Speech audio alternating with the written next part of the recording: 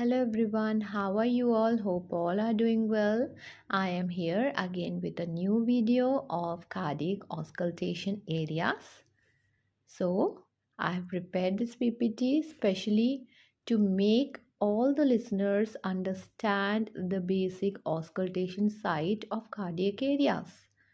I hope this PPT will help you in gathering some sort of knowledge and also to acquire some new concept regarding the cardiac auscultation and what are the sounds that are heard during the auscultation.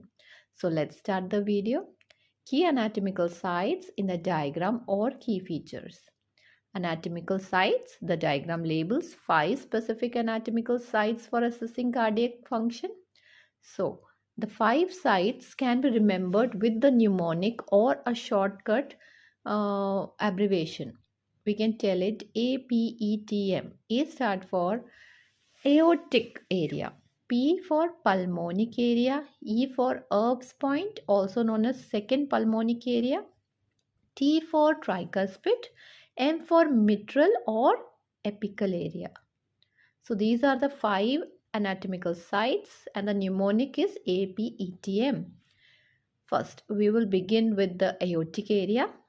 It is located at the second right intercostal space. This area is used to auscultate the aortic valve. Sounds heard here are related to the aortic valve's opening and closing, or it is located in the second intercostal space, right sternal border. So this is the anatomical landmark for aortic area.